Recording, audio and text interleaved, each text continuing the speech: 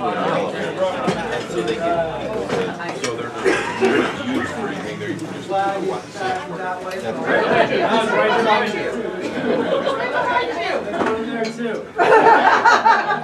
Let's see.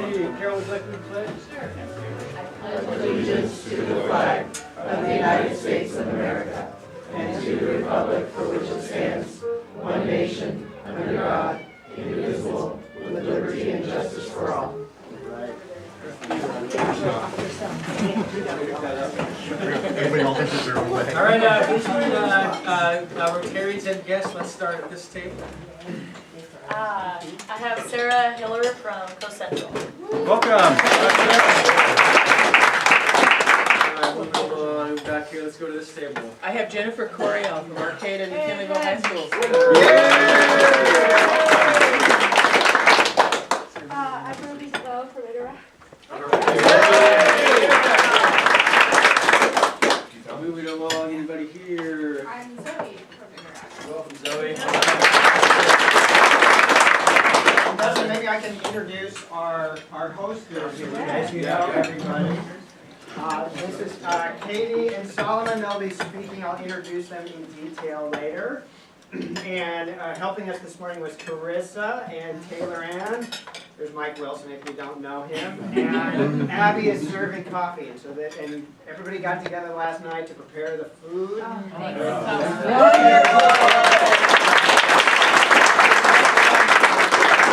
From neighbors and friends as well. So it's really great that everybody came together to bring breakfast to you this morning. But I think you're really going to look forward to the presentation I have in the tour here.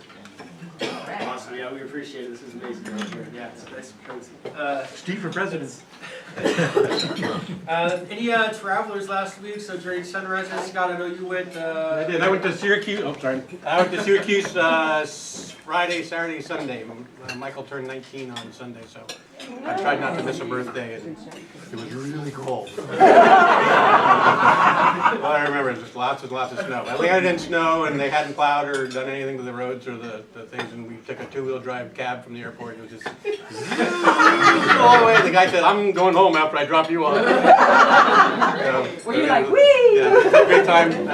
Spent some time with his roommate, who was really cool, a guy from Chicago. Michael's having a great time. So a little delayed coming back. Is Greg in the room at all? Yeah. United sucks, just in case anybody understands. Our airport's probably really, really good, but the problem with it actually is United. Yeah, we were supposed to come home on a plane that was bouncing, I'm not sure where, through Palm Springs to San Francisco to here, and it was delayed coming out of Palm Springs into San Francisco and Arcata, so yeah. It's just you, Scott. And they couldn't really give you a good reason. Where did you say you spent more time traveling there than you did actually there? No, sorry, what? You said you spent more time traveling. Yeah, I did. there I was yeah, with more time in a plane or in an airport than I was actually in Syracuse. But it was worth it. I used miles to get there. So. That's why you had that flight. That was good. Any other stories? I actually went to Sacramento and I took an exam on Tuesday, my real estate license exam, and I passed.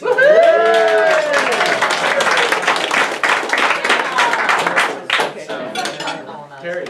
I too was in Sacramento, not for a fun reason, but I got to have a fun dinner with my two nephews and my great niece. She was a bonus. She's 5 years old, and she's completely, totally adorable. The most charming child. She really is. She has great manners. She's really fun to be with. But she was real. It was really, really fun to see her, and I didn't expect it, so it was a bonus. Very nice. Awesome. All right, any other stories out there? Yes. I just want to let everyone know Mary made her cookie goal. She made that goal in less than 2 weeks. So we were, 13 days, she said. So I want to thank everybody for supporting Mary's cookie sales, and we're done. So feel free to buy your cookies from any little girl sitting on All right. let's see, I don't believe we had any birthdays or anniversaries last week. I've been known to miss them though, so raise your hand now or. Let's see, upcoming events. I don't know if y'all got the email, but District Training Assembly looks like this year they're splitting it between the south and the north. So up here looks like it's going to be in Fortuna. So please do sign up for that and support Ray and his year. And it's a fun thing to go to. You get to learn a lot of different things. And I don't know if all of you have been in the past. It's a good time. Excuse me, to meet Rotarians and learn about different avenues to serve. So anyway, or do you know the date of that?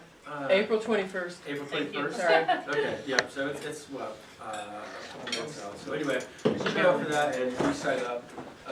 On the 3rd, we have 2 events. We have the pancake breakfast. And we also have the history day. So Jeff sent around. You want to say something about that real quick? Or you... Tickets available. Anybody wants to sell tickets to the pancake breakfast? I have them. Beautiful. All right. Come see me after the meeting. And Jeff's also sent around the sign up to be a judge for History Day. So look in your email or get back to you and be a judge. So that's that. Also, we have our fundraiser coming up on the 10th. We had a meeting last night. We have meetings every Wednesday at 6 o'clock at Plaza Grill. So it's time to push the table sales. I think we've got 15 sold so far. We're shooting for 30. Is Lisa here this morning, or okay, or Romy? Did you guys want to say anything about this sound or Dutch thus far? Yay, keep going. So remember, every posse, 2 silent, 1 Dutch. But if you've got bigger ideas, certainly Charlie and Siva want to know ideas for live, absolutely. But we appreciate everyone who sends us their descriptions. Really helpful to give us a minimum bid that you think and value for it. That's tremendously helpful, so we're not making wild guesses. And thank you. Awesome, thanks for Crystal. All right. Laura and I have put together these packets for our Big Brother, Big Sister Challenge to all Rotary groups in Humboldt County. We are going to get all the bigs that this county needs. Go. Yeah, absolutely. So, one, it's great for the community. It's great for kids. Growing up in Humboldt County, I have a lot of similarities with the kids with the needs, with the backgrounds of these kids. I have to say that mentors changed my life. I wouldn't be here. In addition to just doing it because it's the right thing, or if you don't have the time, I would encourage you to find a big, someone in school, who's in college, or someone that you've worked with that would be a great mentor or big. It's a 2-hour commitment a week for a year. And the Big Brothers Big Sisters programs provides you with bowling passes and movie tickets and zoo passes and other things like that. So it's not like you're searching for things to do with your little. I have someone who I signed up for it, and he was just like, oh my gosh, like, what if I get this like terrible kid, and like, what if he doesn't like me? And he just, I'll call him like, hey, let's hang out. And he's like, oh no, sorry, I'm with Charles. I'm like, okay, fine, I lost my friend. And so, but it's great, and he really loves the program. He really loves his little, and to boot, we got the Matakit to donate a ride, a booze cruise ride, to the winning club members who get the most bigs. So come on, that's on your now. Party. Is that first drink? Is the first drink included? Or? If doing the right thing was not incentive enough.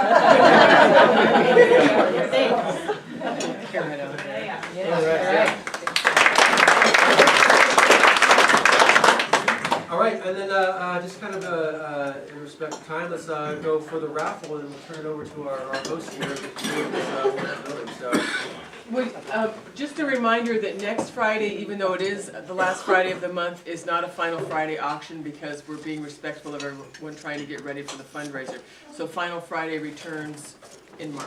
Thank you.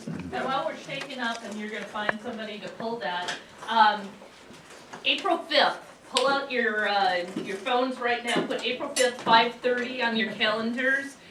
The Redwood Region Rotary presidents met with Humboldt State 2 weeks ago, and Humboldt State really wants to get more involved with Rotary.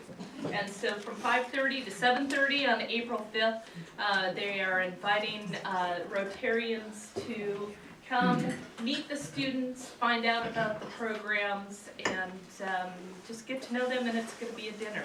So we'll be sending out an RSVP, but I want to get that on everybody's calendars. 5:30, April 5th. At the Great Hall? Probably Kate Buchanan. I'm not sure.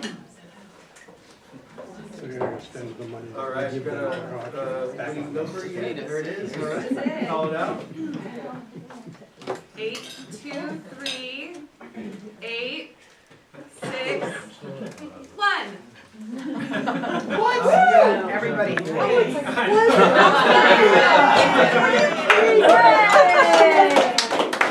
buying one ticket? I just bought one. All it takes is one. $5.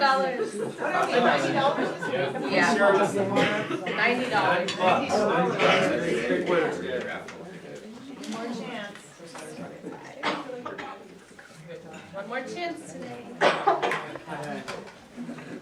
What's going on? That was drama.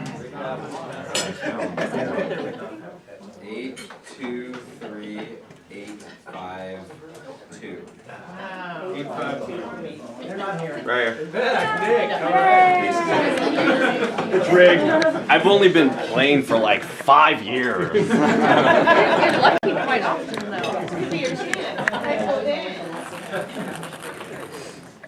Still a lot of balls in there. $5, $100. Sweet. Not bad. All right, so with that, I'll Steve and our gracious host. All right, well, thank you very much, President Desmond. Well, it is my distinct pleasure to be able to introduce our guest speakers and our space that we are in today. And the Creative Sanctuary is really an amazing part of our local community. The Sanctuary shares a lot of the ideals of Rotary, and that's one of the reasons that I was attracted to the Sanctuary and what the organization does in this community. And it's interesting how I got involved. I live up the street a couple blocks away, but that's not really originally how I got involved in it, because I was originally working on my first kinetic sculpture project, and I put an advertisement on Craigslist that I was looking for bike parts, and a few people would respond periodically, and one of them who responded was Solomon, and said, oh yeah, I got a whole bunch of bike parts and stuff, come on over, and what's his address, and he's like, da-da-da, it's on J Street, and it's like, oh man, it's like, you know, it's like really near where I live, you know, and it turns out it's the house next door, which is where they lived. And I met Solomon and Katie then, and he shows me his yard full of all kinds of interesting stuff and art projects and bikes and stuff that he made and books that he had. And he said, you know, if you ever need anything, just come on over, I'd be happy to share it with you. And that was really how I first got to meet him. It's like, oh, this guy's really cool. It's got the same sort of ideals I have.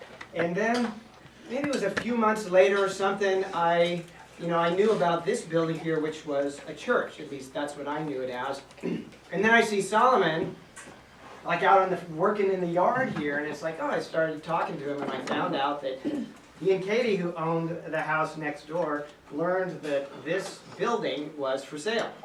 And the church was essentially closing up. And so Katie and Solomon leveraged themselves and bought the building with the intent of creating a community sort of art and culture and music space. And it's like, whoa, that's wild. In part, they didn't want this building getting, subdivided and turned into apartments or something like that. They saw that it was a central part of the community and wanted to build upon what it was and make it something better. So that as they're working on doing the renovations that were necessary for this building, they invited us to what they call Taco Tuesday, which is essentially a community potluck and gathering that happens most every Tuesday throughout the year. And so I started coming to Taco Tuesday, and people would, come here and gather and sit much like this, and depending on what food came in the door, that's what you had on your taco that night. And Katie and Solomon and others would make the tortillas, and people would bring fillings, and we'd all have a good time and sort of have a community gathering, and got to talking. And then Solomon asked me, gee, we got this board of directors, we would like, you know, some other board members. Would you be willing to serve on a board of directors? And I said, I didn't ask my wife, of course, because I'd already been on other boards of directors. And I said, sure.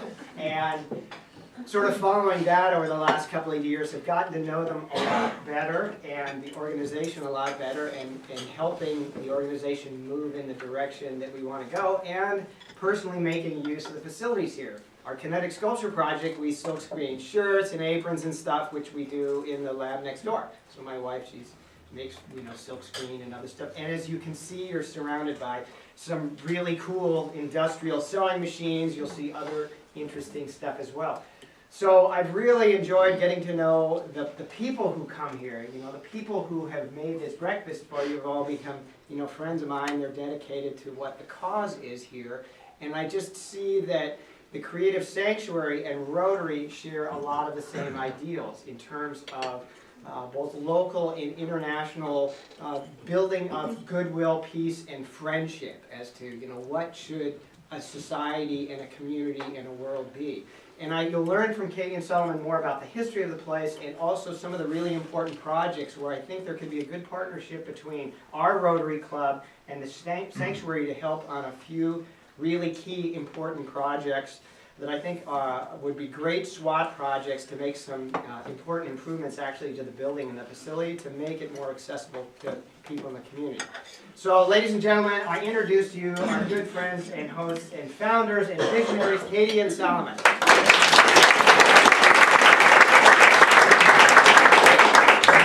Well, thanks, Dave, and thanks everybody for coming. I really appreciate having you guys here, and you know, seeing neighbors that you know walk up the street or down the street, depending on where you guys are from. But really appreciate you coming. And you know, I'll just kind of elaborate on what Steve was saying about you know, the building and things like that. It was also our intent to have a neighborhood asset, you know, and it was a neighborhood integrity thing. We moved into the Blue House because the house came up for sale, and it's adjacent to a really good friend, you know, and then another friend bought the house that's next door, and we're just really close with the neighbors. So it was a thing where, you know, we wanted to just build and, you know, build on our little neighborhood niche, and it's definitely happened. I mean, like the breakfast, you know, people were saying, you know, is this going to be difficult making breakfast for 40 people? And I was really calm and relaxed because neighbors brought over food. Folks just came over last night and pitched in, and it was actually pretty easy, you know, because of just everybody pitching in. Originally, the building was the Arcata Women's Club. It was built in 1916, and the funds were publicly raised. So when we came inside the building, we realized how cool it was inside, like all the woodwork and everything. And we wanted to keep the usage, the General Assembly, because, I mean, going upstairs and seeing that room, it's like, you know, this is where many people meet. You know, this is not just a personal thing. And after Katie and I kind of ran it with also Chris's help, we created a nonprofit. And, you know, fortunately we had an attorney help as well as an accountant, and we're able to push the paperwork through. And you know, that's been a really fun process of like, you know, handing it over to the board, our original project and that kind of thing. It's been really, really meaningful. You want to talk about a little bit about what we do here?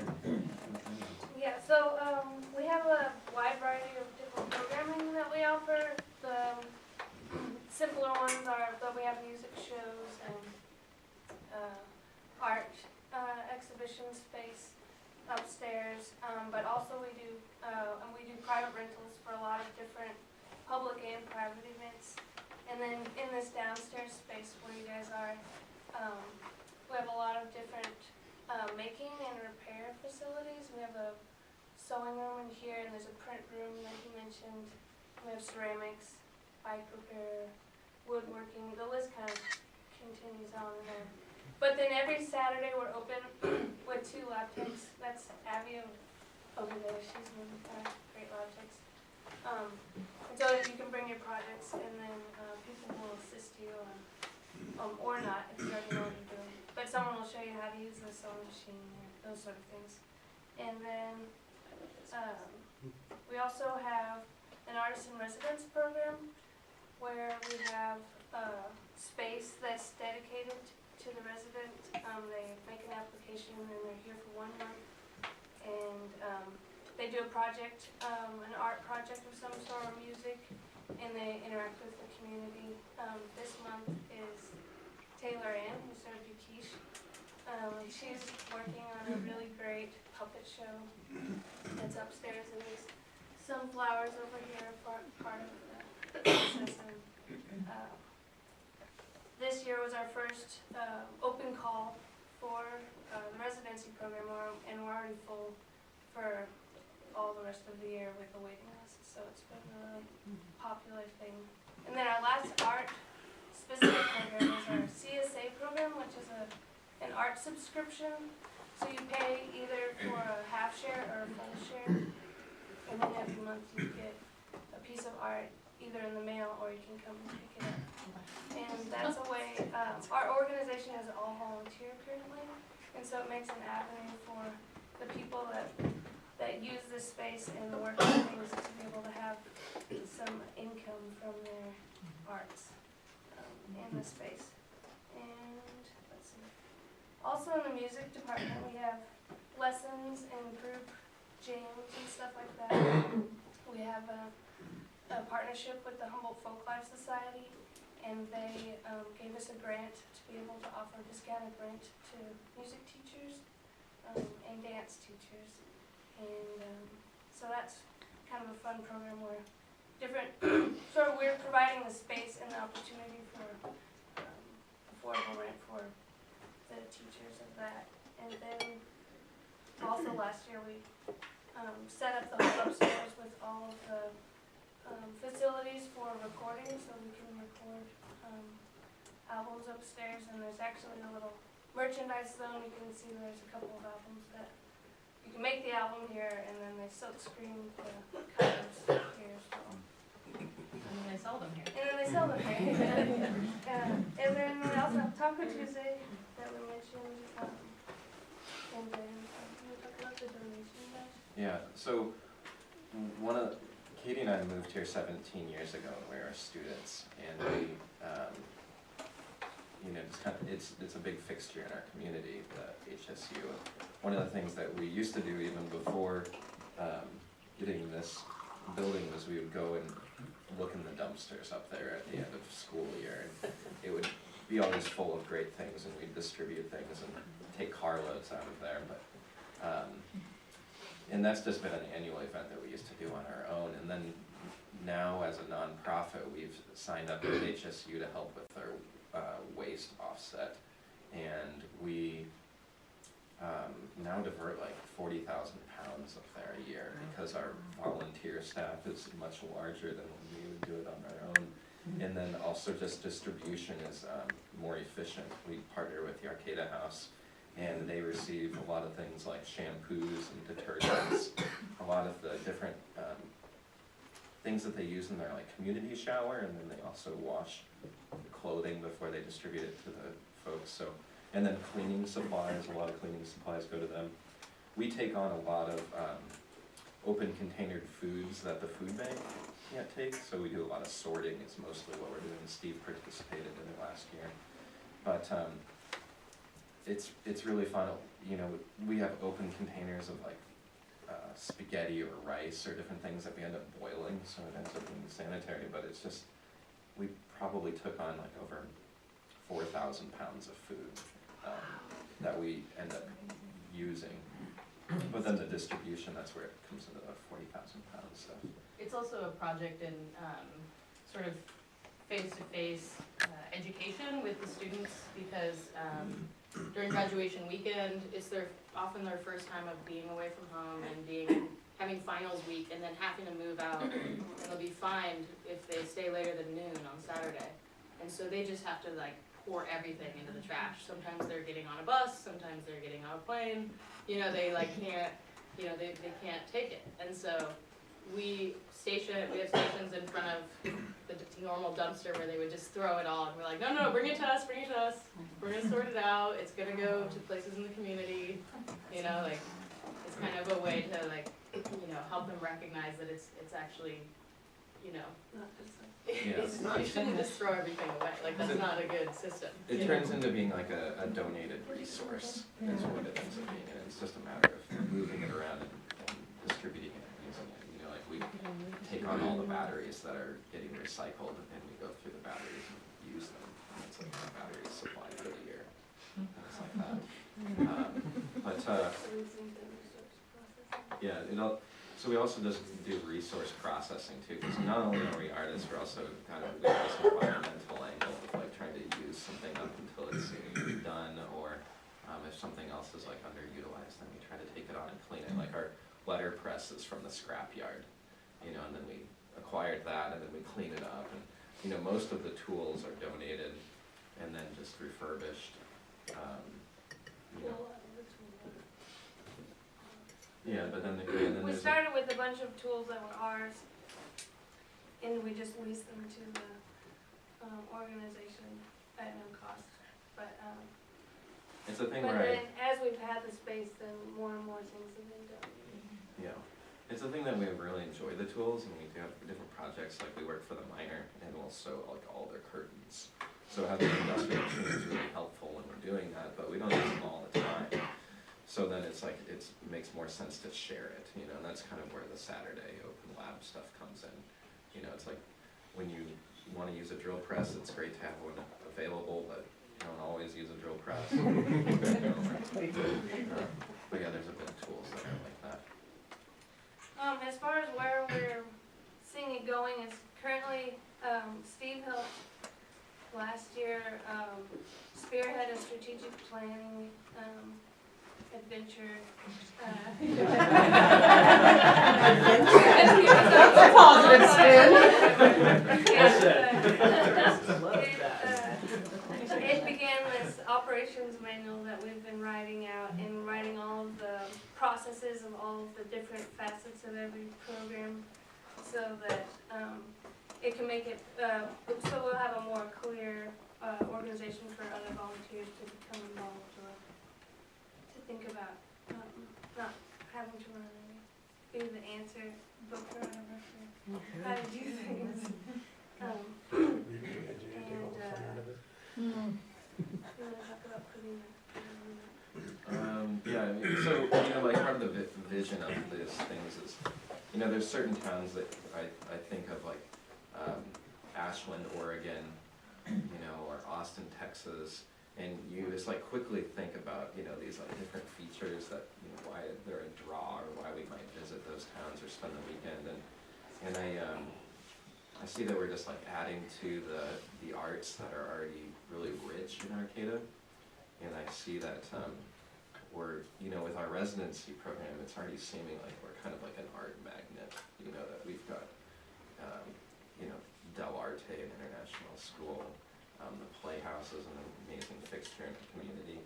I mean, later today we're meeting with Jackie to collaborate on different things, so I see that we can just, I don't know, bring a lot of more wealth to the town through the arts, and, you know, public arts, and also just like, even, I'm also seeing that certain definitions for me have been broadening, you know, like what is art?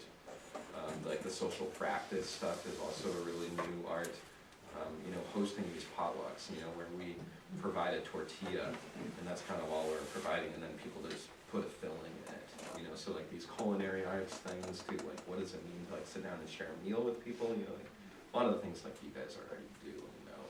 But, and even things like philanthropy, you know, that definition for me is broadening. And I guess it's more like the term that you guys use in service, you know, and that you don't actually have to be monetarily wealthy to be a philanthropist of sorts, which is really fun. Well, why don't you talk a little bit about some of the thoughts on the building upgrades, improving the accessibility and so on? Yeah, so, you know, the building was built before ADA compliance and things like that. Yeah. And there's certain spaces like this downstairs is not ADA accessible. And things that are coming up for us is that we diversify the funding with renting out certain rooms to residents and also folks that use it as an office. But this room right here is opening up in the beginning of March, and there's an exterior door right through those doors. So we're going to include this room in the residency program, and then we plan on making a handicap accessible ramp that goes along the south side that would connect over to J Street. It's kind of like our flattest trajectory. It's a little tricky with all the different hills and slopes and causes a lot of stairways, but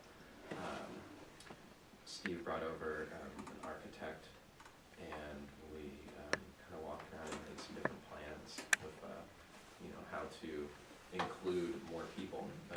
It's something like that 20% of the American population identify as disabled, so including that group of people is really important to us.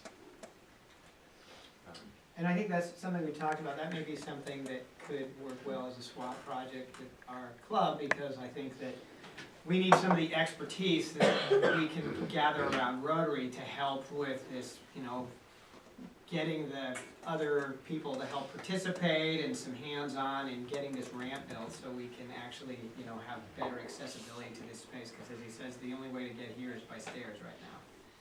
And then there's also like the idea of some accessible bathrooms, which one of the bathrooms upstairs was made, it was ADA compliant at some point, a long time ago, so it's, with a small amount of work, one of them could be, another bar and a different toilet. Do you have an idea of how many people in the community interact with your facility here in one way or another? What numbers? We have 800 people on our email list. Our Taco Tuesday thing that's every week is probably between 30 and 40 people every week.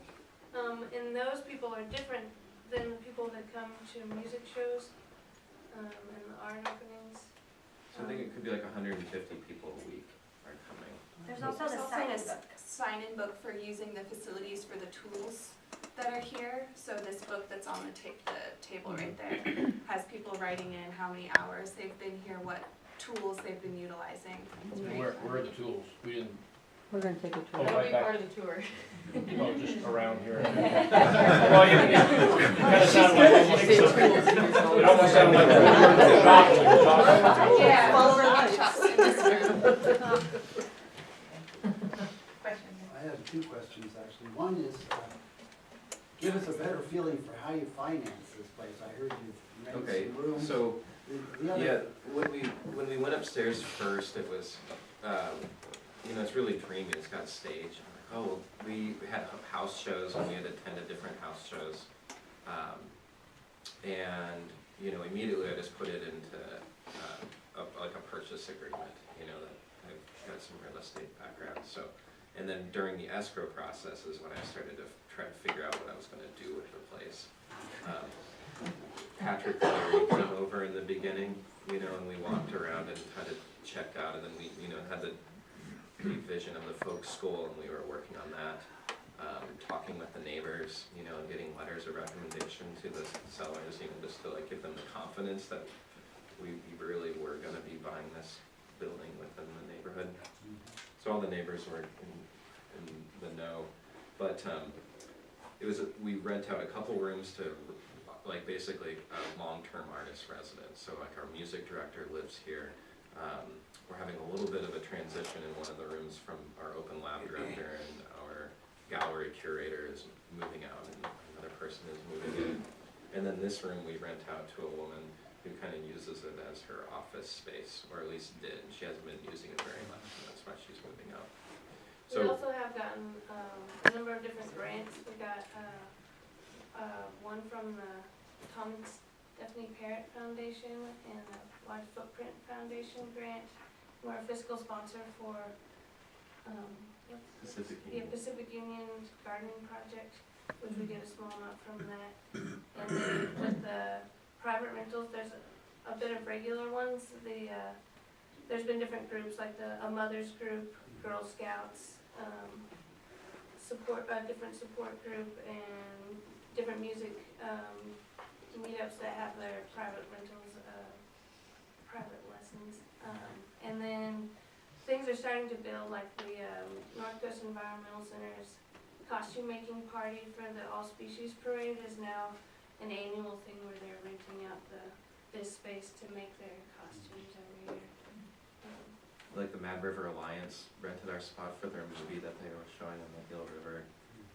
We're seeing that a bit of different nonprofits are renting our spot, so that, because they might not have a space for the public or showing a movie. We also offer a discounted rate for nonprofits, and we've had, some nonprofits have had really successful fundraisers here. Like Humboldt Mediation did really well here. The Yurok Tribe has done really well with their silent auctions and things here. So it's fun to be able to participate with the nonprofits by providing space. You know, that they already have their group that they're coming right from, similar to you guys. My other question was, to what extent is this a community center? Is it open to the public, or is it more events are scheduled kind of thing? Well, the Taco Tuesday is definitely open to the public, and it's, I mean, it is scheduled as far as there's a time that people come. And then the Saturdays with our open lab, that's like a time that people can come and read the books or look at the records and things like that. So it's a time that it's just a drop-in for the public. I think also like the Arcata Community Center, which is much more expensive to rent than this place, providing a space where things can happen is in itself a community act. Even though you have to charge some rent to make it happen, our prices are pretty reasonable. And yeah, we're really focusing on just building on the collaborations, because as you all know, this community is just rich with nonprofits, with people that are doing really interesting things in education, or like Big Brothers Big Sisters. I really want to work with them more and get them some lab passes to come in on Saturdays, you know. So we've done that a little bit with Casa, Kid and Friend. So I hope that answers. Anybody else have a question? Yeah, well, it's 7:50, a little bit after now, so with respect to time, maybe we can do the tour. Those of y'all that have to leave, feel free to take off. But yeah, if we could kind of get that going now. Yeah, okay.